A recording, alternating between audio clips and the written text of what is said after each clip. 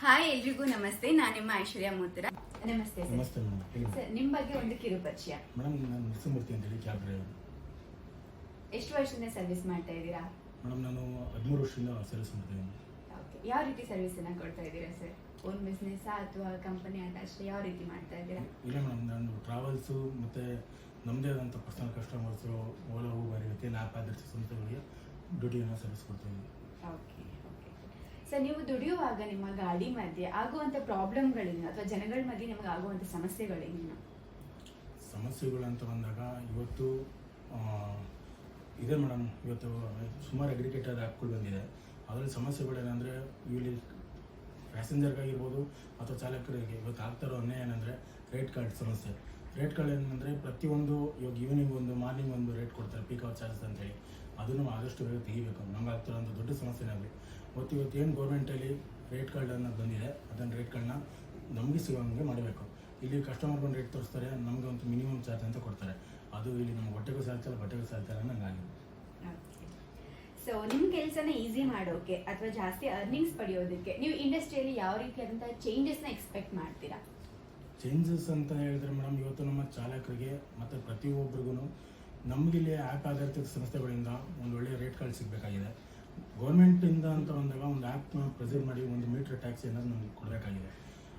ಅದು ಗೌರ್ಮೆಂಟಿಂದ ಆಗಲಿ ಅಥವಾ ಇವತ್ತು ನಮ್ಗೆ ಆ ಥರ ಒಂದು ಫೆಸಿಲಿಟಿ ಕೊಟ್ಟರೆ ನಮಗೂ ಒಳ್ಳೆಯದಾಗುತ್ತೆ, ನಮ್ಮ ಜೊತೆ ಬಂದಂಥ ಕಸ್ಟಮರ್ಗೂ ಒಳ್ಳೆಯದಾಗುತ್ತೆ. ಇಲ್ಲಿ ಕಸ್ಟಮರ್ ಹತ್ರ ದುಡ್ಡು ಕಿತ್ಕೊತಾರೆ, ಮಿಡಲಲ್ಲಿ ಯಾರೋ ತಿಂತಾರೆ, ಅದಾಗಬಾರ್ದು. ನಾವೇ ಓನರ್ ಆಗಬೇಕು. ನಮಗೆ ಮಿಡಲಲ್ಲಿ ಯಾವುದು ಅಂದರೆ ನಮಗೆ ಫುಲ್ ಬರೋವಂಥ ಅಮೌಂಟಲ್ಲಿ ಏನಿದೆ ಇವತ್ತು ಗೌರ್ಮೆಂಟ್ ಬಂತಂದರೆ ಒಂದು 10% ಕಮಿಷನ್ ತೊಗೊಂಡು ಮಿಕ್ಕಿದ್ದು ನಮ್ಗೆ ಸಿಗೋಂಥದ್ರೆ ನಾವು ಇಂಪ್ರೂವ್ ಆಗ್ಬೋದು. ಇಲ್ಲಿ ಯಾವುದೇ ಬಂದಿರೋ ಆ್ಯಪ್ ಆಧಾರಿತ ಸಂಸ್ಥೆಗಳು ಯಾವುದೂ ನಮ್ಗೆ ಅಂಥ ಸಪೋರ್ಟ್ ಯಾವುದು ಕೊಡ್ತಾರೆ. ನಾರ್ಮಲ್ ಎಂಪ್ಲಾಯೀಸ್ಗಿಂತ ನೀವು ಜಾಸ್ತಿ ಕೆಲಸ ಮಾಡಿದ್ರು ಕೂಡ ಅಸಂಘಟಿತ ಕಾರ್ಮಿಕರಾಗಿ ಉಳಿಯೋದಕ್ಕೆ ಏನು ಕಾರಣ ಅನ್ಸುತ್ತೆ ಸರ್ ನಿಮ್ಮ ಪ್ರಕಾರ? ಕಾರಣ ಅಂತ ಹೇಳಿದ್ರೆ ನೋಡಿ ಮೇಡಮ್, ಇದೆ ಇವಾಗ ನಾವು ದೊಡ್ಡ ಕನಸು ಕಂಡ್ಕೊಂಡೇ ಬಂದ್ವಿ, ನಾವು ಏನೋ ಓನರ್ ಆಗ್ಬೋದು ಹಾಗೆ ಹೀಗೆ ಅಂತೇಳಿ. ಇಲ್ಲಿ ಬಂದಿರೋಂಥ ಆ್ಯಪ್ ಆಧಾರಿತ ಸಂಸ್ಥೆಗಳು ಪ್ರತಿಯೊಂದೂ ನಮ್ಗೇನು ಬೆನಿಫಿಟ್ ಕೊಡ್ತೀನಿ ಅಂತ ಹೇಳಿದ್ರೆ ಅದು ಇವತ್ತವರೆಗೂ 100% ಯಾವುದು ಕೊಟ್ಟಿಲ್ಲ ಮೇಡಮ್. ಫಸ್ಟು ನಮ್ಮನ್ನೆಲ್ಲ ಹೆಂಗೆ ಮಾಡೋದು ಅಂದ್ರೆ ಬಕ್ರಗಳು ಫುಲ್ಲು ಇನ್ಸೆಂಟಿವ್ ಅಂತ ಆಸೆ ತೋರಿಸಿ ನಮ್ಮನ್ನ ಪ್ರತಿಯೊಂದು ಜಾಗದಲ್ಲೂ ಬೆಳಗ್ಗೆ ಪೀಕ್ ಅವರ್ ಅಂತೇಳಿ ಕಸ್ಟಮರ್ ಮೋಸ ಮಾಡಿದ್ರು. ಅಲ್ಲಿ ಕೊಡೋ ರೇಟನ್ನು ಒಂದು, ಇಲ್ಲಿ ಕೊಡೋ ರೇಟ್ ಒಂದು.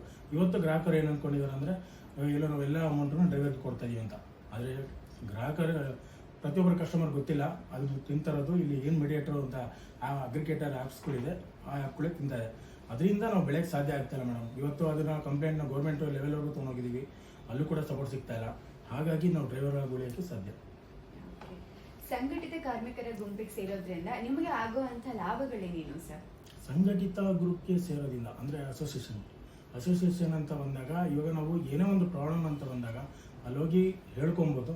ಅವ್ರ ಕಡೆಯಿಂದ ನಾವು ಗೌರ್ಮೆಂಟ್ ಅಪ್ರೋಚ್ ಮಾಡ್ಬೋದು. ಇವಾಗ ನಾನು ಒಬ್ಬನೇ ಹೋಗ್ಬಿಟ್ಟು ನಮ್ಮ ಗೌರ್ಮೆಂಟ್ ಆಫೀಸಲ್ಲಿ ಏನೇ ಹೋಗಿ ಕೇಳ್ತೀನಿ ಅಂದರು ಇಲ್ಲಿವರೆಗೂ ಯಾವ ನ್ಯಾಯನೂ ಸಿಕ್ಕಿಲ್ಲ ಮೇಡಮ್. ಬಟ್ ಒಂದು ಸಂಘಟನೆ ಅಂತ ಬಂದಾಗ ಅಲ್ಲಿ ಒಂದು ಲೀಡರ್ಶಿಪ್ ಅಂತ ಕ್ರಿಯೇಟ್ ಆಗುತ್ತೆ. ಅಲ್ಲಿ ಬಂದಾಗ ಒಂದು ನಮ್ಗೆ ಸಪೋರ್ಟ್ನೆಸ್ ಅನ್ನೋದು ಸಿಕ್ಕಿದೆ. ಸಂಘಟನೆಯಿಂದ ಸಿಗ್ತಾ ಇರೋದಕ್ಕೆ ಇವತ್ತು ಕೂಡ ನಮಗೆ ಒಂದು ಗೌರ್ಮೆಂಟ್ ಲೆವೆಲಲ್ಲಿ ಏನೋ ಮಾಡ್ತೀನಿ ಅಂತಾರೆ. ಇಲ್ಲಿವರೆಗೂ ಮಾಡಿದ್ರೆ ನಮಗೂ ಒಳ್ಳೆಯದಾಗುತ್ತೆ. ಮುಂದೆ ನೀವು ಹೇಳಿರೋ ಥರ ನಾವು ಕೂಡ ಇಂಪ್ರೂವ್ ಆಗ್ಬೋದು. ಸೊ ಪರ್ಟಿಕ್ಯುಲರ್ ಆಗಿ ಯಾವುದಾದ್ರೂ ಒಂದು ರೂಲ್ಸ್ ರೆಗ್ಯುಲೇಷನ್ ಚೇಂಜ್ ಆಗಬೇಕು ಅಂತ ನಿಮಗೆ ಅನ್ಸುತ್ತಾ? ಅಂದರೆ ಗೌರ್ಮೆಂಟ್ ತಂದಿರೋಂಥ ರೂಲ್ಸ್ ಏನು ಬದಲಾವಣೆ ಬೇಕು ಅಂತ ನಿಮಗೆ ಅನ್ಸುತ್ತಾ? ಆಗಿದ್ರೆ ಏನಂತ? ಗೌರ್ಮೆಂಟಿಂದ ತಂದಿರೋ ರೂಲ್ಸ್ ಅಂತ ಹೇಳಿದ್ರೆ ಇವತ್ತವರೆಗೂ ರೇಟ್ ಕಾರ್ಡ್ ನಾವು ತೊಗೊಂಬಂದಿನಿ ಅಂತಲೇ ಇದ್ದಾರೆ. ಆದರೆ ಅಗ್ರಿಗೇಟರ್ ಲೆವೆಲ್ವರೆಗೂ ಬಂದಿದೆ, ಕೋರ್ಟಲ್ಲಿದೆ ಅಂತ ಹೇಳ್ತಾರೆ. ಆ ರೂಲ್ಸನ್ನ ಇವ್ರು ತೊಗೊಂಬರೋದಲ್ಲ, ಅದನ್ನು ಕಾರ್ಯರೂಪಕ್ಕೆ ಬರೋಂಗೆ ಗೌರ್ಮೆಂಟು ಮಾಡಬೇಕು, ಇಲ್ಲಿರೋ ಮೀಡಿಯೇಟರ್ ಅಗ್ರಿಗೇಟರ್ ವರ್ಸು ಮಾಡಬೇಕು. ಆದರೆ ಇವತ್ತವರೆಗೂ ಡ್ರೈವರ್ಗೆ ಅಲ್ಲಿ ಕೊಟ್ಟಿರೋ ಇವಾಗ ಏನು 24 ರೂಪೀಸ್ ಅಂತ ಮಾಡಿದ್ದಾರೆ, ಅದು ಇಲ್ಲಿವರೆಗೂ ಬಂದಿಲ್ಲ ಮೇಡಮ್. ಆ ಥರ ಯಾವುದಾದ್ರೂ ಒಂದು ಸಂಸ್ಥೆ ಅಂತ ಬಂದಾಗ ಅಥವಾ ಅದನ್ನು ನಮ್ಗೆ ಕೊಟ್ಟರೆ ಇವತ್ತವರೆಗೂ ಡ್ರೈವರ್ಗಳು ನಾವು ಏನೇ ಒಂದು ಆ್ಯಪ್ ಆಗಿರ್ತಂದ್ರೆ ಸಂಸ್ಥೆಗೆ ಏನು ಸರ್ವಿಸ್ ಕೊಡ್ತಾ ಇದೀವಿ, ನಾವು ಇನ್ನೂ ಕಸ್ಟಮರ್ಗೆ ಗುಡ್ ಸರ್ವಿಸೇ ಕೊಡ್ತಾ ಇದ್ದೀವಿ. ಈಗಲೂ ಕೂಡ ಮುಂದೆ ಇನ್ನೂ ಉತ್ತಮವಾಗಿ ಅವ್ರು ಸರ್ವಿಸ್ ಕೊಡ್ಬೋದು. ಸಮಾಜದಲ್ಲಿ ಡ್ರೈವರ್ಸ್ಗಳನ್ನ ನೋಡುವಂಥ ರೀತಿ ಹೇಗಿದೆ, ದೃಷ್ಟಿಕೋನ ಹೇಗಿದೆ ಸರ್? ಡ್ರೈವರ್ಗಳನ್ನ ನೀವು ಕೇಳಿರ್ಬೋದು ಮೇಡಮ್. ಮುಂಚೆ ಇದಕ್ಕಿಂತ ನಾನು ನೋಡಿರೋಂಗೆ ಒಂದು 10-15 ವರ್ಷದಿಂದ ಈ ಅಗ್ರಿಗೇಟರ್ ಆ್ಯಪ್ಸ್ಗಳು ಬರೋಕ್ಕಿಂತ ಮುಂಚೆ ಒಂದು ಟೂರಿಸ್ಟ್ ವೆಹಿಕಲ್ ಹೋದರೆ ಇವತ್ತು ಕಸ್ಟಮರು ಅದಕ್ಕೊಂದು ಕೊಡ್ತಾ ಇದ್ದಿದ್ದು ಒಂದು ಗೌರವ ಬೇರೆ, ಅದಕ್ಕೆ ರೆಸ್ಪೆಕ್ಟ್ ತುಂಬಾ ಇತ್ತು. ಈಗ ಅಗ್ರಿಗೇಟರ್ ಬಂದಮೇಲೆ ಇವತ್ತು ನಾನಾ ಜಿಲ್ಲೆಗಳಿಂದ ಡ್ರೈವರ್ ಬಂದಿದ್ದಾರೆ. ಇಲ್ಲಿ ಮಾಮೂಲಿ ಕಂಪ್ನಿಯವರು 8 ಅವರ್ಸ್ ಅಂತ ಡ್ಯೂಟಿ ಇಟ್ಕೊಂಡಿದ್ದಾರೆ. ಆದರೆ ಇಲ್ಲಿ ಡ್ರೈವರ್ಸ್ಗೆ ಯಾವುದೇ ಥರ ಟೈಮ್ ಲಿಮಿಟ್ ಇಲ್ಲ, ಯಾವುದೇ ಒಂದು ಒಳ್ಳೆ ಅರ್ನಿಂಗ್ಸ್ ಬರ್ತಾ ಇಲ್ಲ. ಅದರಿಂದ ಏನಾಗ್ತಾ ಇದೆ, ಇವತ್ತು ಡ್ರೈವರ್ಗಳು ಮನೆ ಮಠನ ಮರ್ತುಬಿಟ್ಟಿದ್ದಾರೆ ಮೇಡಮ್. ರೋಡಲ್ಲಿ ಇರೋವಂಥದ್ದಾಗಿದೆ. ಈ ಅಗ್ರಿಕೇಟರ್ಗಳು ಬಂದು ಅವ್ರು ಬೆಳೆದು ಡ್ರೈವರ್ಗಳನ್ನ ಕೆಟ್ಟು ದೃಷ್ಟಿ ಮಾಡ್ತಾ ಇದ್ದಾರೆ. ಅದನ್ನ ಎಕ್ಸ್ಪ್ಲೇಷನ್ ಕೊಡಬೇಕಂದ್ರೆ ಬಹುಶಃ ಈ ಇಂಟರ್ವ್ಯೂ ಸಾಲನ ಅನ್ಕೊಂತೀನಿ. ಯಾಕಂತ ಹೇಳಿದ್ರೆ ಪ್ರತಿಯೊಂದು ಜಾಗದಲ್ಲೂ ಇವತ್ತು ಡ್ರೈವರು ಕೆಟ್ಟದ ಕಾರಣಕ್ಕೆ ಅಗ್ರಿಕೇಟರ್ ಆ್ಯಪ್ಗಳೇ ಕಾರಣ. ಆ ಅಗ್ರಿಕೇಟರ್ ಆ್ಯಪ್ಗಳು ಒಳ್ಳೆ ರೇಟ್ ಕೊಟ್ಟರೆ, ಒಂದು ಒಳ್ಳೆ ಟೈಮಿಂಗ್ಸ್ ಅಂತ ಕೊಟ್ಟರೆ, ಆ ಟೈಮಿಂಗ್ಸ್ ಅರ್ನಿಂಗ್ಸ್ ಆದರೆ ಡ್ರೈವರ್ಗಳು ನೋಡೋವಂಥ ದೃಷ್ಟಿಕೋನ ಬದಲಾಗುತ್ತೆ. ಸರ್, ಆಗಾಗ ರೇಟ್ಸ್ಗಳು ಚೇಂಜ್ ಆಗ್ತಿರುತ್ತೆ, ರೂಲ್ಸ್ಗಳು ಚೇಂಜ್ ಆಗ್ತಿರುತ್ತೆ. ಸೊ ಅದಕ್ಕೆ ನೀವು ಯಾವ ರೀತಿಯಾದಂತಹ ಬದಲಾವಣೆ ತಂದುಕೊಳ್ತಿದ್ದೀರಾ? ನಿಮ್ಮಲ್ಲಿ ನೀವು ಯಾವ ರೀತಿ ಅದನ್ನ ಅಡಾಪ್ಟ್ ಮಾಡ್ಕೊಳ್ತಿದ್ದೀರಾ? ನಾವು ಅದೇ ಮೇಡಮ್, ಈ ರೇಟ್ಗಳ ಚೇಂಜ್ ಆಗ್ತಿರೋದ್ರ ಬಗ್ಗೆ ಅಂತ ಹೇಳಿದ್ರೆ, ಇನ್ನು ರೂಲ್ಸ್ ಅಂತ ಕೇಳಿದ್ರಿ, ಅವೆರಡನ್ನೂ ಹೇಳ್ಬೇಕಂದ್ರೆ ರೂಲ್ಸ್ಗಳು ಇವತ್ತು ದಿನದಿಂದ ದಿನಕ್ಕೆ ಒಂದು ನಮ್ಮ RTO ರೂಲ್ಸ್ಗಳಾಗಿರ್ಬೋದು ಅಥವಾ ಟ್ರಾಫಿಕ್ ರೂಲ್ಸ್ಗಳಾಗಿರ್ಬೋದು ಪ್ರತಿಯೊಂದು ಚೇಂಜ್ ಆಗ್ತಾಯಿದೆ. ಆದರೆ ನಮ್ಮ ರೇಟ್ಗಳು ಮಾತ್ರ ನೆಲಕ್ಕೆ ಕುಗ್ತಾನೆ ಇದೆ. ಗೌರ್ಮೆಂಟ್ ಮಾತ್ರ ಹೇಳ್ತಾ ಇದ್ದಾರೆ, ಎಲ್ಲ ಕಡೆ ಪಬ್ಲಿಸಿಟಿ ಕೊಡ್ತಾ ಇದ್ದಾರೆ, ಆದರೆ ಇವತ್ತವರೆಗೂ ಡ್ರೈವರ್ಗೆ ಅನ್ನೋದು ಅವ್ರಿಗೂ ತಲುಪ್ತಾನೆ ಇಲ್ಲ ಅಂತ ಹೇಳ್ಬೋದು. ಅದರಿಂದ ಅದನ್ನು ಬದಲಾವಣೆ ಏನಂದರೆ, ನಾವು ಗ್ರಾಹಕರ ಹತ್ರ ರಿಕ್ವೆಸ್ಟ್ ಮಾಡ್ಕೊತೀವಿ, ಅಗ್ರಿಗೇಟರ್ನ ಹ್ಯಾಪ್ ಬಿಟ್ಟು ಡ್ರೈವರ್ಗಳನ್ನ ನೇರಬೇಕಾದ್ರೆ ಅದರಿಂದ ನಾವು ಕೂಡ ಬೆಳಿಬೋದು. ಅದು ಬಿಟ್ಟರೆ ಇಲ್ಲಿ ಏನಾಗುತ್ತೆ, ಇಲ್ಲ ಗೌರ್ಮೆಂಟ್ ಒಂದು ಆ್ಯಪ್ನ ಕೊಟ್ಟು ಅದಕ್ಕೊಂದು ಡ್ರೈವರ್ಗೆ ಸಹಾಯ ಅಂತ ಆದರೆ ಇನ್ನೂ ಮುಂದಕ್ಕೆ ಇಂಪ್ರೂವ್ ಆಗ್ಬೋದು. ಕ್ಯಾಬ್ ಕಂಪನಿಗಳ ಜೊತೆ ಟೈಅಪ್ ಆಗುವಾಗ ಅಥವಾ ಆ್ಯಪ್ ಬೇಸ್ಡ್ ಕಂಪನಿಗಳ ಜೊತೆ ನೀವು ಸೇರ್ಕೊಳ್ಳುವಾಗ ನೀವು ಯಾವ ಪಾಯಿಂಟ್ಸ್ನ ಕನ್ಸಿಡರ್ ಮಾಡ್ತೀರಾ ಸರ್? ನೋಡಿ ಮೇಡಮ್, ಇವತ್ತು ಕೂಡ ನಾವು ಮಾಡೋದು, ನಾವು ಏನು ಸಿಟಿ ಒಳಗೆ ಹೋಗ್ತೀವಿ ಅದು ಆ್ಯಪ್, ಪ್ರತಿಯೊಂದು ಆ್ಯಪಲ್ಲೂ ಕೂಡ ಒಳ್ಳೆ ರೇಟ್ ಕೊಡ್ತಾರೆ ಅಂತಲೇ ಎಕ್ಸ್ಪೆಕ್ಟೇಷನ್ ಇಟ್ಕೊಂಡು ಹೋಗ್ತೀವಿ. ಆದರೆ ಇವತ್ತು ನೀವು ಹಾಗೆ ಒಂದು ಕ್ವಶನ್ ಕೇಳಿರೋ ಹಾಗೆ ಯಾಕೆ ಇಂಪ್ರೂವ್ ಆಗ್ತಾಯಿಲ್ಲ ಅಂದರೆ ಇದೇ ಕಾರಣ. ನಾವು ಒಳ್ಳೆ ಇವತ್ತು ದುಡ್ದು ಅದಕ್ಕೆ ಅವ್ರಿಗೇನು ಕಮಿಷನ್ ತೊಗೊಳಕ್ಕೆ ಅದನ್ನು ತೊಗೊಂಡು ನಮಗೂ ಉಳಿಲಿ ಅಂತಲೇ ಹೋಗ್ತೀವಿ. ಬಟ್ ಇವಾಗಿರೋಂಥ ಆ್ಯಪ್ಗಳಲ್ಲಿ ನಾವು ಡ್ರೈವರಾಗಿ ಇರೋದಕ್ಕೆ ಕಾರಣ ಏನಂದರೆ ಅವರು ಸರಿಯಾದಂಥ ರೇಟ್ ಕೊಡ್ತಾಯಿಲ್ಲ. ಅದು ಬಿಟ್ಟು ಇವತ್ತು ಗೌರ್ಮೆಂಟ್ ಆಗಲಿ ಅಥವಾ ಯಾವುದೇ ಪ್ರೈವೇಟ್ ಕಂಪ್ನಿ ಆಗಲಿ ಬಂದು ನಮಗೆ ಗೌರ್ಮೆಂಟ್ ನಿಗದಿಪಡಿಸಿರೋಂಥ ಅಮೌಂಟ್ ಕೊಟ್ಟರೆ ನಾವು ಇವತ್ತುವರೆಗೂ ನಾವು ಅದನ್ನೇ ಎಕ್ಸ್ಪೆಕ್ಟೇಷನ್ ಇಟ್ಕೊಂಡು ಡ್ಯೂಟಿ ಮಾಡ್ತಾಯಿದ್ದೀವಿ. ಮುಂದಿನ ದಿನ ಯಾವುದೇ ಥರ ಆ್ಯಪ್ ಬಂದರೂ ನಾವು ಅದನ್ನು ಸಪೋರ್ಟ್ ಮಾಡ್ತೀವಿ, ಅವ್ರಿಗೂ ಸಪೋರ್ಟ್ ಮಾಡಿ ನಾವು ಬೆಳೀತೀವಿ. ಸೊ ಕ್ಯಾಬ್ ಕಂಪನಿಗಳು ಡ್ರೈವರ್ಸ್ಗಳಿಗೆ ಎಷ್ಟು ಮಟ್ಟಿಗೆ ಸಪೋರ್ಟ್ ಮಾಡ್ತಾ ಇದೆ? ಸಪೋರ್ಟ್ ಅಂತ ಅಂದರೆ ಏನಿಲ್ಲ ಮೇಡಮ್, ಇವತ್ತವರೆಗೂ ಬಹುಶಃ ನಿಮಗೆ ಕಂಪ್ನಿ ಹೆಸರು ಹೇಳ್ಬೋದೇನೋ ಗೊತ್ತಿಲ್ಲ, ಅವರು ಇವತ್ತವರೆಗೂ ಬೆಂಗಳೂರಲ್ಲಿ ಅವ್ರ ಸಪೋರ್ಟ್ನೆಸ್ ಹೇಗಿದೆ ಅಂದರೆ, ನಾವು ಏನಾದರೂ ಒಂದು ಕಡೆ ಗಾಡಿ ಅಪಘಾತ ಆದಾಗಲೂ ಅಷ್ಟೇ ಕಸ್ಟಮರ್ ಚೆನ್ನಾಗಿದ್ದಾರಾ, ಯಾಕಂದರೆ ನನಗೆ ಓನಕ್ಕೆ ಎಕ್ಸ್ಪೀರಿಯನ್ಸ್ ಆಗಿದೆ. ಯಾವುದೋ ಔಟ್ ಸ್ಟೇಷನ್ ಹೋದಾಗ ಅವ್ರು ಹೇಳಿದ್ದು ಆಕ್ಸಿಡೆಂಟ್ ಆಗಿದೆ, ಕಸ್ಟಮರ್ ಚೆನ್ನಾಗಿದ್ದಾರಾ, ಸರಿ ಆಯಿತು ನೀವು ಸೇಫಾಗಿ ಸೇರ್ಕೊಳ್ಳಿ ಅಂತ. ಅದಾಗಿ ನಾನು ಆಕ್ಸಿಡೆಂಟ್ ಆಗಿ ಅದನ್ನ ಗಾಡಿಯನ್ನೆಲ್ಲ ಕೊಟ್ಟು ಇನ್ಶೂರೆನ್ಸಲ್ಲಿ ಕ್ಲೈಮ್ ಮಾಡ್ಕೊಂಡು ಗಾಡಿ ರೆಡಿ ಮಾಡ್ಕೊಂಡೋದ್ರೆ ಅವ್ರು ನನ್ನ ಆಫ್ ರೋಡ್ ಮಾಡಿರ್ತಾರೆ. ಅವ್ರು ಯಾವ ಒಂದು ವಿತೌಟ್ ರೀಸನ್ ಕೇಳಿರಲ್ಲ, ನನಗೋಸ್ಕರ ಮಾಡಿರ್ತಾರೆ. ಇದೇ ಇಂಥ ಸಪೋರ್ಟ್ ಸಿಕ್ಕಿರೋದು, ಅದಕ್ಕೆ ಡ್ರೈವರ್ಗಳು ಬೆಳೆಯೋಕ್ಕಾಗ್ತಾರೆ ಮೇಡಮ್. ಇದನ್ನ ಬಗ್ಗೆ ಒಂದು ಇವತ್ತಿನಿರೋಂಥ ಗೌರ್ಮೆಂಟ್ಗಳು ಅದ್ರ ಬಗ್ಗೆ ಆ್ಯಕ್ಷನ್ ತೊಗೊಂಡು ಅಗ್ರಿಕೇಟರ್ ರೂಲ್ಸ್ನ ಬದಲು ಮಾಡಿದ್ರೆ ನಮಗೆ ತುಂಬಾ ಹೆಲ್ಪ್ ಆಗುತ್ತೆ. ಓಕೆ, ಕ್ಯಾಬ್ ಕಂಪನಿಗಳ ಜೊತೆ ನೀವು ಸೇರ್ಕೊಂಡ್ಮೇಲೆ ನಿಮ್ಮ ದುಡಿಮೆಯಲ್ಲಿ ಏನಾದ್ರು ಏರಿಳಿತನ ಕಾಣ್ತಾ ಇದ್ರೆ ಏನದು? ಮುಂಚೆ ಇತ್ತು ಮೇಡಮ್, ಇವಾಗ ನಾನು ಆ ಆ್ಯಪ್ ಸ್ಟಾರ್ಟ್ ಮಾಡೋಕ್ಕೆ ಅಂತೇಳಿ ಸುಮಾರು ಆ್ಯಪ್ಗಳು ಬಂತು. ನಾನು 2014-15 ಅವಾಗೆಲ್ಲ ಗೂಗಲ್ ಮ್ಯಾಪ್ ಇರಲಿಲ್ಲ, ಅವಾಗ ಮಾಡೋಕ್ಕೆ ಸ್ಟಾರ್ಟ್ ಮಾಡಿದ್ದು. ಅವತ್ತಿಂದ ಇವತ್ತವರೆಗೂ ನಮಗೆ 1 ವರ್ಷದಿಂದ 3 ವರ್ಷ ಚೆನ್ನಾಗಿತ್ತು ಮೇಡಮ್. ಅದಾದಮೇಲೆ ಇವತ್ತವರೆಗೂ ಯಾವುದೇ ಥರ ಇಂಪ್ರೂವ್ ಇಲ್ಲ. ನಾವು ನಿರೀಕ್ಷೆಯಲ್ಲೇ ಇದ್ದೀವಿ, ಬಟ್ ನಮಗೆ ಗತಿಯಿಲ್ಲ ಅವ್ರು ಮಿತಿಲ್ಲ ಅನ್ನೋ ಥರ ಆಗಿದೆ. ಇವತ್ತು ನಾವು ಬೇರೆ ದಾರಿ ಇಲ್ಲ, ನಾವು ಗೌರ್ಮೆಂಟು ಸ್ಟ್ರೈಕ್ ಆಯಿತು, ನಮ್ಮ ಚಾಲಕರುಗಳು ಎಷ್ಟೋ ಜನ ಇವತ್ತು ಏರ್ಪೋರ್ಟ್ ಆಗಿರ್ಬೋದು, ಒನ್ ರೇಟ್ ಒಂದು ಸಿಟಿ ಅಂತ ಕೇಳ್ತಾ ಇದ್ದೀವಿ, ಒನ್ ರೇಟ್ ಏರ್ಪೋರ್ಟ್ ಕೊಡಿ ಅಂತ ಕೇಳ್ತಾ ಇದ್ದೀವಿ. ಗೌರ್ಮೆಂಟ್ ಯಾವತ್ತೂ ಅದ್ರ ಬಗ್ಗೆ ರೇಟ್ ಅಂತೂ ಚೇಂಜ್ ಮಾಡಿದ್ದಾರೆ ಗೌರ್ಮೆಂಟಲ್ಲಿ, ಬಟ್ ಅಗ್ರಿಕೇಟರ್ಗಳು ಯಾವುದು ಮಾಡ್ತಾಯಿಲ್ಲ. ನಾವು ಗೌರ್ಮೆಂಟ್ ಹತ್ರ ಹೋಗಿ ಕೇಳಿದ್ರೆ ಕೋಲ್ಟ್ ಅಂತ ಹೇಳ್ತಾರೆ. ಇವತ್ತು ಯಾವುದಾದ್ರು ಒಂದು ಪ್ರೈವೇಟ್ ಕಂಪ್ನಿ ಬಂದಾಗ ನಮ್ಗೆ ಸಪೋರ್ಟ್ ಮಾಡಿದ್ರೆ ನಾವು ಅಲ್ಲೂ ಒಂದು ಚೇಂಜಸ್ನ ನೋಡ್ತಾ ಇದ್ದೀವಿ. ಇಷ್ಟೆಲ್ಲ ಸಮಸ್ಯೆಗಳು ನೀವು ಕ್ಯಾಬ್ ಕಂಪನಿಗಳನ್ನ ಎದುರಿಸ್ತಾ ಇದ್ರೂ ಕೂಡ ಮತ್ತೆ ಅದೇ ಕಂಪನಿಗಳನ್ನ ಚೂಸ್ ಮಾಡೋದಕ್ಕೆ ಕಾರಣ ಏನು ಸರ್? ಕಾರಣ ಅಂತಂದ್ರೆ ಮೇಡಮ್ ಅದೇ ನೋಡಿ, ಇವಾಗ ನಮಗೆ ಬೇರೆ ದಾರಿ ಇಲ್ಲ, ನಮ್ಮಲ್ಲಿ ಅವಕಾಶಗಳಿಲ್ಲ ಮೇಡಮ್. ಅವಕಾಶ ಅಂತ ಬಂದಾಗ ನೋಡಿ, ನಾವು ಕಸ್ಟಮರ್ನ ರಿಕ್ವೆಸ್ಟ್ ಮಾಡ್ತೀವಿ. ಕಸ್ಟಮರ್ಗೆ ಒಂದೇನಂದರೆ, ಇವತ್ತು ಮುಂಚೆ ಎಲ್ಲ ನಾವು ಒಂದು ನೀವು ಹೇಳ್ಬೋದು ಬೆಂಗಳೂರಲ್ಲಿ ಒಂದು ಟ್ಯಾಕ್ಸಿ ಸ್ಟ್ಯಾಂಡ್ ಅಂತ ಇರ್ತಾ ಇತ್ತು ಅಥವಾ ಒಂದು ಆಟೋ ಸ್ಟ್ಯಾಂಡ್ ಅಂತ ಇರ್ತಾ ಇತ್ತು. ಇವತ್ತು ಕಸ್ಟಮರ್ಗೆ ಒಂದು ಪ್ರೈವೇಟ್ ಅಂತ ಅಗ್ರಿಕೇಟರ್ ಆ್ಯಪ್ಗಳು ಬಂದಾಗ ಮನೆ ಹತ್ರನೇ ಕ್ಯಾಬ್ ಕಳ್ಸೋಕ್ಕೆ ಶುರುವಾಯಿತು. ಇವತ್ತು ಕಸ್ಟಮರ್ ಬೇಡಿಕೆ ಏನಂದರೆ, ಗೇಟು ಹತ್ರ ಬಂದ್ರೆ ಅವ್ರು ಬರೋದು, ಒಂದು 10 ಮೀಟರ್ ಇದ್ರೂ ವಾಕಬಲ್ ಬರಲ್ಲ. ಅದು ಆ ಥರ ಫೆಸಿಲಿಟಿ ಸಿಕ್ಕಿದಾಗ ಕಸ್ಟಮರ್ ಬದಲಾಗಲ್ಲ. ನಾವು ಕಸ್ಟಮರ್ ಹತ್ರ ರಿಕ್ವೆಸ್ಟ್ ಮಾಡ್ತೀವಿ, ದಯವಿಟ್ಟು ನಮಗೆ ಪ್ರತಿಯೊಂದು ಸಪೋರ್ಟ್ ಅವರು ಮಾಡಿದ್ರೆ ನಾವು ಕೂಡ ಇರ್ಬೋದು. ಆದರೆ ಇವತ್ತು ಕಸ್ಟಮರ್ ಅದಕ್ಕೆ ಅಡಾಪ್ಟ್ ಆಗಿರೋದ್ರಿಂದ ನಮಗೂ ಬಿಟ್ಟರೆ ಬೇರೆ ದಾರಿ ಇಲ್ಲ ಮೇಡಮ್. ಇದೇ ಥರ ಗೌರ್ಮೆಂಟಲ್ಲಿ ಏನಾದರೂ ಬದಲಾವಣೆ ತೊಗೊಂಡ್ರೆ ಮುಂದಿನ ದಿನದಲ್ಲಿ ನಮ್ಗೆ ಹೆಲ್ಪ್ ಆಗುತ್ತೆ. ಓಕೆ, ಕಂಪನಿಗಳು ನಿಮಗೆ ಒಂದಷ್ಟು ಸರ್ವಿಸ್ ಅಥವಾ ಒಂದಷ್ಟು ಬೆನಿಫಿಟ್ ನ ಕೊಡ್ತಾ ಇದೆ, ಸೊ ಅದ್ರ ಸಲುವಾಗಿ ಕಮಿಷನ್ ತಗೊಳ್ತಾ ಇದೆ, ಅದು ನಿಮಗೆ ಸರಿ ಅಂತ ಅನ್ಸುತ್ತಾ?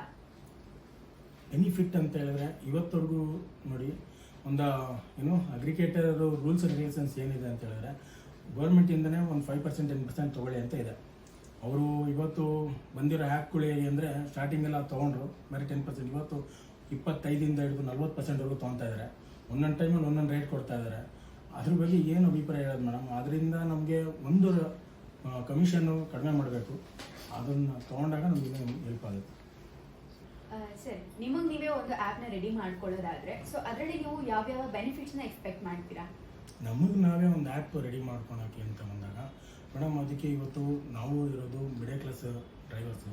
ನಮ್ಮ ಯೂನಿಯನು ಅಂತ ಏನಿದೆ ಅದನ್ನೆಲ್ಲ ನಾವು ಚಾಲಕರು ಸೇರಿ ಒಂದು ಆ್ಯಪ್ ರೆಡಿ ಮಾಡಬೇಕು ಅನ್ನೋದಾದರೆ ಅದಕ್ಕೆ ತುಂಬಾ ಖರ್ಚಾಗುತ್ತೆ. ಅಷ್ಟು ಖರ್ಚಲ್ಲಿ ನಾವು ಬೆನಿಫಿಟ್ ಇಲ್ಲ. ಅದಕ್ಕೆ ಯಾವುದಾದ್ರೂ ಒಂದು ಪ್ರೈವೇಟ್ ಕಂಪ್ನಿ ಮುಂದೆ ಬಂದು ನಮಗೆ ಒಂದು ಆ್ಯಪನ್ನ ಮಾಡಿಕೊಟ್ರೆ ಅದಕ್ಕೆ ಅನುಕೂಲ ತುಂಬಾ ಆಗುತ್ತೆ. ಅದಕ್ಕೆ ನಾವು ಏನು ಬೆನಿಫಿಟ್ ಅಂದರೆ ಗೌರ್ಮೆಂಟ್ ರೇಟ್ ಏನಿದೆ ಅದನ್ನು ಕೊಟ್ಟು, ಇಲ್ಲ ನಮಗೆ ಒಂದು ಮುಂಚೆ ಎಲ್ಲ ಇತ್ತು ಒಂದು ತಿಂಗಳಿಗೆ ಇಷ್ಟು ಅಂತೇಳಿ ತೊಗೊಂಡಾಗ ನಮಗೊಂದು ಮಿನಿಮಮ್ ಚಾರ್ಜ್ ಅಂತ ಮಾಡಿದ್ರೆ ನಮ್ಗೆ ತುಂಬಾ ಬೆನಿಫಿಟ್ ಆಗುತ್ತೆ ಮೇಡಮ್. ಅದರಿಂದ ನಮ್ಮ ಯೂನಿಯನ್ ಆಗಿರ್ಬೋದು ಅಥವಾ ಪ್ರೈವೇಟ್ ಕಂಪ್ನಿ ಯಾವುದೇ ಬಂದರೂ ನಾವು ಸಪೋರ್ಟ್ ಮಾಡ್ತೀವಿ ಮೇಡಮ್. ಓಕೆ, ಸೊ ನಿಮ್ಮದೇ ಅದನ್ನ ಆ್ಯಪನ್ನು ನೀವು ರೆಡಿ ಮಾಡಿಕೊಂಡು ಅದನ್ನು ಉಪಯೋಗಿಸೋದಾದ್ರೆ ಸೊ ಅದನ್ನ ಇಂಪ್ರೂವ್ಮೆಂಟ್ ಮಾಡೋದಕ್ಕೆ ನೀವು ಏನೆಲ್ಲ ಸ್ಟೆಪ್ಸ್ ತಗೋಬಹುದು ಸರ್? ಸೊ ನೀವೇ ಒಂದು ಆ್ಯಪ್ನ ಕ್ರಿಯೇಟ್ ಮಾಡಿರ್ತೀರಾ ಅಂತ ಅನ್ಕೊಳ್ಳಿ, ಅದನ್ನ ಇಂಪ್ರೂವ್ ಮಾಡೋದಕ್ಕೆ ಏನಾದರೂ ಸ್ಟೆಪ್ಸ್ ತಗೋಬಹುದು ಅಂದರೆ ಏನು ಸ್ಟೆಪ್ಸ್ ನೀವು ತಗೊಳ್ತೀರಾ? ನಾವು ಆ್ಯಪ್ ರೆಡಿ ಮಾಡಿ ಅಂದರೆ ಅಥವಾ ಇವತ್ತು ಗೌರ್ಮೆಂಟ್ ಆಗಿರ್ಬೋದು ಅಥವಾ ಯಾವುದೋ ಒಂದು ಪ್ರೈವೇಟ್ ಕಂಪ್ನಿ ಬಂದು ನಮ್ಮ ಆ್ಯಪ್ನ ನಾವು ರೆಡಿ ಮಾಡಿದ್ದೀವಿ, ನೀವು ಇದಕ್ಕೆ ನಾವು ಸಪೋರ್ಟ್ ಮಾಡಿ ಅಂದರೆ ಸಂಪೂರ್ಣವಾಗಿ ಮೇಡಮ್ ನಾವು ಗ್ರಾಹಕರ ಹತ್ರ ಮನವಿ ಮಾಡ್ಕೊತೀವಿ. ಅದು ಬಿಟ್ಬಿಟ್ಟು ನಾವು ಗ್ರಾಹಕರಿಗೆ ಬಿಡಿಸಿ ಹೇಳ್ತೀವಿ. ಇವತ್ತು ಗ್ರಾಹಕರು ತುಂಬ ನೊಂದಿದ್ದಾರೆ ಮೇಡಮ್.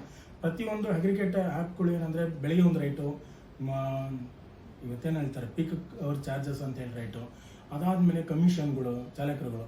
ನಮ್ಮ ಚಾಲಕರು ತುಂಬ ಒಂದು ಬದಲಾವಣೆಗಾಗಿ ಕಾಯ್ತಾ ಇದ್ದಾರೆ. ಯಾವುದಾದ್ರೂ ಒಂದು ಆ್ಯಪು ಅಥವಾ ಒಂದು ಪ್ರೈವೇಟ್ ಕಂಪ್ನಿ ನಮಗೆ ಸಪೋರ್ಟ್ ಮಾಡ್ತಂದ್ರೆ ಖಂಡಿತವಾಗ್ಲೂ ಮೇಡಮ್ ಪ್ರತಿಯೊಂದು ಕಸ್ಟಮರ್ಗೂ ನಾವು ರಿಕ್ವೆಸ್ಟ್ ಮಾಡ್ತೀವಿ, ಪ್ರತಿಯೊಂದು ನಮ್ಮ ಸ್ನೇಹಿತರಿಗೂ ಕೂಡ ನಾವು ರೆಫರ್ ಮಾಡ್ತೀವಿ.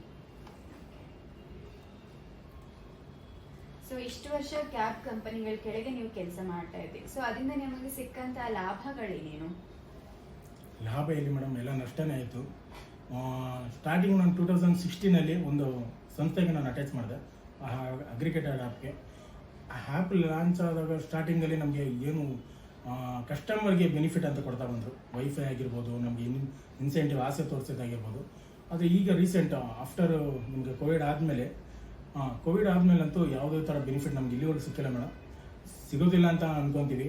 ಅದಕ್ಕೆ ನಾವು ಸ್ಟ್ರೈಕ್ಗಳಾಯಿತು. ನಮ್ಮ ಸ್ನೇಹಿತರು ಕೂಡ ಏರ್ಪೋರ್ಟಲ್ಲಿ ನಿಮ್ಗೆ ಗೊತ್ತಿರ್ಬೋದು ಒಂದು ದುರ್ಘಟನೆ ಕೂಡ ನಡೀತು.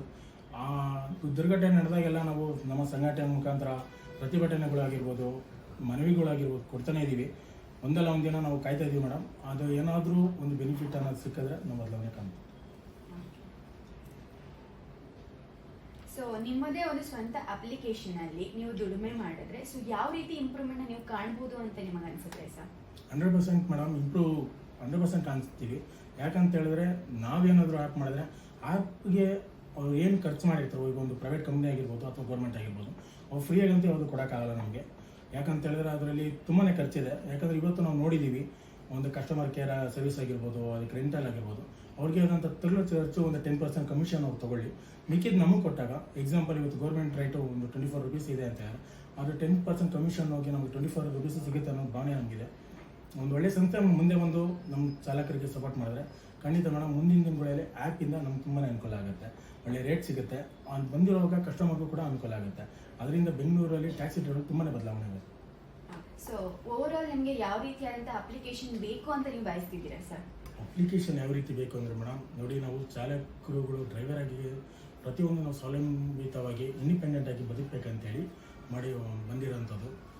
ಅದರಲ್ಲಿ ಇವತ್ತು ಯಾವುದೇ ಒಂದು ಕಂಪ್ನಿ ಆಗಲಿ ಅಥವಾ ನಮಗೆ ಗೌರ್ಮೆಂಟ್ ಏನು ನಿಗದಿ ಮಾಡಿದೆ, ಯಾವುದೇ ಒಂದು ಆ್ಯಪ್ ಆಗಲಿ ಒಂದು ನಮಗೆ ಪ್ರೊವೈಡ್ ಮಾಡಿದ್ರೆ ಅದರಲ್ಲಿ ನಮ್ಮ ಗೌರ್ಮೆಂಟ್ನ ನಿಗದಿ ಮಾಡಿರೋಂಥ ಅಮೌಂಟ್ ಕೊಟ್ಟರೆ ನಾವು ಸತ್ಯವಾಗಿ ಮೇಡಮ್ ಅದಕ್ಕೆ ಸಪೋರ್ಟ್ ಮಾಡ್ತೀವಿ. ಅದ್ರ ಮೇಲೆ ಅವ್ರಿಗೇನು ಪ್ಲಾಟ್ಫಾರ್ಮ್ ಫೀಸ್ ಇದೆಯೋ ಅದನ್ನು ತೊಗೊಳ್ಳಿ.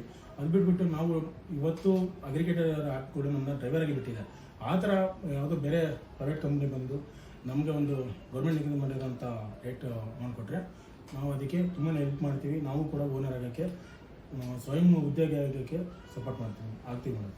ಸರ್ ಓವರ್ ಆಲ್ ಆಗಿ ಇವಾಗ ನಿಮಗೆ ಯಾವ ರೀತಿಯಾದಂಥ ಅಪ್ಲಿಕೇಶನ್ ಬೇಕು ಅಂತ ನೀವು ಬಯಸ್ತೀರಾ? ಮೇಡಮ್ ಅದೇ ಅಪ್ಲಿಕೇಶನ್ ಅಂದರೆ ನಾವು ಇವತ್ತು ಡ್ರೈವರಿಂದ ನಮ್ಮನ್ನ ಸ್ವತಂತ್ರವಾಗಿ ದುಡಿದು ನಮಗೆ ಗೌರ್ಮೆಂಟ್ ಇರುವಂಥ ರೇಟನ್ನು ಕೊಟ್ಟು ನಮ್ಮನ್ನ ಚಾಲಕರಿಂದ ಓನರ್ ಆಗಿ ಯಾವುದು ಆ್ಯಪ್ ನಮಗೆ ಮಾಡಿಕೊಡುತ್ತೋ ಅವ್ರಿಗೆ ನಾವು ತುಂಬ ಸಪೋರ್ಟ್ ಮಾಡ್ತೀವಿ. ನಮ್ಮನ್ನ ಓನರ್ ಆಗಿ ಇರಬೇಕು ಮೇಡಮ್, ಆ ಥರ ಆ್ಯಪ್ ಬರಬೇಕು. ಇವತ್ತು ಏನೋ ಬ್ರಿಟಿಷರು ನಮಗೆ ಬಂದು ತುಳಿಯೋ ಥರ ಅಗ್ರಿಗೇಟರ್ ಬಂದು ತುಳಿತಾರಲ್ಲ, ಅದನ್ನೆಲ್ಲ ಬಿಟ್ಟು ನಮ್ಮನ್ನ ಓನರ್ಗಳು ಮಾಡೋವಂಥ ಆ್ಯಪು ಯಾವ ಕಂಪ್ನಿ ನಮ್ಗೆ ಸಪೋರ್ಟ್ ಮಾಡುತ್ತೋ ಆ ಕಂಪ್ನಿ ನಾವು ಸಪೋರ್ಟ್ ಮಾಡ್ತೀವಿ. ಅಗ್ರಿಗೇಟ್ ಕಂಪನಿಗಳು ಬಂದು ನಮ್ಮ ಸ್ವತಂತ್ರನ ಕಿತ್ಕೊಂಡು, ಅಂದರೆ ಡ್ರೈವರ್ ಸ್ವತಂತ್ರನ ಕಿತ್ಕೊಂಡು ನಮ್ಮ ಕಸ್ಟಮರ್ಸ್ ನಮಗೆ ದುಬಾರಿ ಬೆಲೆ ಕೊಡ್ತಾ ಇದ್ದಾರೆ. ಸೊ ಇದನ್ನ ಬದಲಾಯಿಸೋದು ಹೇಗೆ? ರಿಟರ್ನ್ ಸ್ವತಂತ್ರನ ಪಡ್ಕೊಳ್ಳೋದು ಹೇಗೆ ಸರ್? ಇದು ಒಳ್ಳೆ ಪ್ರಶ್ನೆ ಮೇಡಮ್. ಇವತ್ತು ಅಗ್ರಿಗೇಟರ್ ಬಂದು ನಮ್ಮ ಜೀತದಾಳ ಪದ್ಧತಿ ಅಂತ ಹೇಳ್ತಾ ಇದ್ದಾರೆ, ಮುಂದೆ ಸುಮಾರು ವರ್ಷದ ಮುಂದೆ ಅದೇ ಥರ ಮಾಡಿದ್ದಾರೆ. ಇವತ್ತು ನಮಗೆ ಎಲ್ಲರಿಗೂ ಒಂದು ಬೆಲೆ ಇದೆ ಮೇಡಮ್. ಇವತ್ತು ತರಕಾರಿ ವ್ಯಾಪಾರ ಮಾಡಿರ್ಬೋದು, ಯಾವುದೋ ನಾರ್ಮಲ್ ಇಲ್ಲಿ ಡ್ಯೂಟಿಗೆ ಹೋಗುವಂಥ ಕಾರ್ಮಿಕರಾಗಿರ್ಬೋದು, ಅವ್ರಿಗೆಲ್ಲರಿಗೂ ಒಂದು ಬೆಲೆ ಅನ್ನೋ ಥರ ಇದೆ. ಆದರೆ ಅಗ್ರಿಗೇಟರ್ ಬಂದು ಇವತ್ತು ಡ್ರೈವರ್ ಬೆಲೆಗಳನ್ನ ಕಿತ್ಕೊಂಡಿದ್ದಾರೆ. ರೆಸ್ಪೆಕ್ಟ್ ಅನ್ನೋದೇ ಇವತ್ತು ಇಲ್ಲ. ಯಾಕಂತ ಹೇಳಿದ್ರೆ ಅವ್ರು ಕೊಡೋವಂಥ ಗ್ರಾಹಕರು ಕೊಡುವಂಥ ರೇಟು ಡ್ರೈವರ್ಗೆ ಹೋಗ್ತಾಯಿದೆ ಅಂತ ಎಷ್ಟೋ ಗ್ರಾಹಕರು ತಿಳ್ಕೊಂಡಿದ್ದಾರೆ. ಸತ್ಯವಾಗ್ಲೂ ಅದು ಯಾವ ರೇಟು ಚಾಲಕರಿಗೆ ಸಿಗ್ತಾ ಇಲ್ಲ. ಅದನ್ನೆಲ್ಲ ನಿಗದಿ ಮಾಡ್ತಾ ಇರೋದು ಇಲ್ಲಿ ಮೀಡಿಯೇಟರ್ ಅಂತ ಅಗ್ರಿಗೇಟರ್ ಆ್ಯಪ್ಗಳಿದೆ ಅದು. ಆಮೇಲೆ ನಮಗೆ ಯಾವುದೇ ಥರ ಟೈಮ್ ಲಿಮಿಟ್ ಇಲ್ಲ. ಸರ್ಕಾರ ಹೇಳುತ್ತೆ 12 ಅವರ್ಸ್ 8 ಅವರ್ಸ್ 12 ಅವರ್ಸ್ ಮಾತ್ರ ಮಾಡಿಸ್ಬೇಡಿ ಅಂತ. ಆದರೆ ಇವತ್ತು ನೀವು ಸಾಧ್ಯವಾದರೆ ನೋಡ್ಬೋದು, ಸುಮಾರು ರೋಡ್ಗಳಲ್ಲಿ ಕ್ಯಾಬ್ಗಳು ನಿಂತೇ ಇರುತ್ತೆ. ಕಾರಣ ಕೇಳಿದ್ರೆ ಇವತ್ತು ನಮಗೆ ರಿಲೀಸ್ ಆಗಿಲ್ಲ ಅಂತ.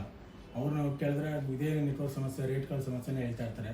ಅಂದರೆ ಈಗ ಅಗ್ರಿಗೇಟರ್ಗಳು ಇವತ್ತು ಡ್ರೈವರ್ನ ತುಳಿತಾನೆ ಬರ್ತದೆ ಮೇಡಮ್. ಇದನ್ನು ಇಂಪ್ರೂವ್ ಮಾಡ್ಕೊಳೋದು ಹೇಗೆ ಅಂತ ಹೇಳಿದ್ರೆ ಗ್ರಾಹಕರುಗಳು ಬದಲಾಗಬೇಕು, ಚಾಲಕರನ್ನ ನೇರವಾಗಿ ಕರೆಯೋ ಥರ ಆಗಬೇಕು. ಮುಂಚೆ ಹೇಗಿತ್ತು ಆಗಿ ಬರಬೇಕು. ಇಲ್ಲ ಯಾವುದೋ ಒಂದು ಒಳ್ಳೆ ಪ್ರೈವೇಟ್ ಕಂಪ್ನಿ ಬಂದು ನಮಗೆ ಹೆಲ್ಪ್ ಮಾಡೋ ಅಂಥದ್ದಾದರೆ ಅದು ಗ್ರಾಹಕರಿಗೆ ನಾವು ಪರಿಚಯ ಮಾಡಿಸ್ತೀವಿ. ಅದೇ ಥರ ನಮಗೆ ಹೆಲ್ಪ್ ಆಗೋವಂಥದ್ದು ಆಗಬೇಕು. ಅವಾಗಲೇ ನಾವು ಬದಲಾಗೋಕ್ಕೆ ಸಾಧ್ಯ. ಓಕೆ. ಸೊ ಸಾಕಷ್ಟು ಕ್ಯಾಬ್ ಕಂಪನೀಸ್ಗಳು ಬಂದು ಡ್ರೈವರ್ಸ್ಗಳನ್ನ ತುಂಬ ಕನ್ಫ್ಯೂಷನ್ ಮೈಂಡ್ ಸೆಟ್ಗೆ ಬೀಳಿಸಿದೆ. ಸೊ ಇದರಿಂದ ಅವ್ರನ್ನ ಆಚೆ ತರೋದು ಹೇಗೆ ನಿಮ್ಮ ಪರವಾಗಿ? ಚಾಲಕರನ್ನ ಆಚೆ ತರೋದು? ಹೌದು.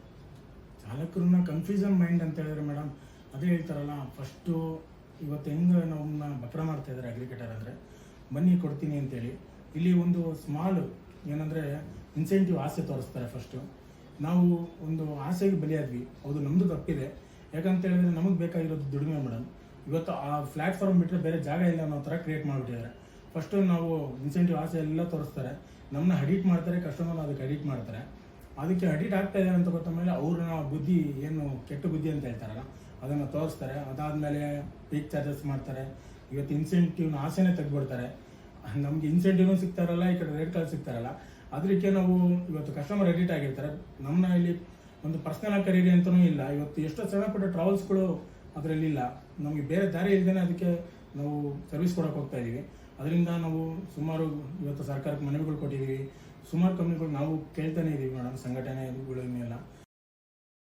ನಿಮ್ಮ ಎಕ್ಸ್ಪೀರಿಯನ್ಸ್ ನಮ್ಮ ಜೊತೆ ಶೇರ್ ಮಾಡ್ಕೊಂಡಿದ್ದು ತುಂಬಾ ಖುಷಿ ಆಯಿತು ಸರ್. ನಮ್ಮ ಕಾರ್ಯಕ್ರಮ ಬಂದಕ್ಕೆ thank you. Aishwarya Muthuraj, thank you.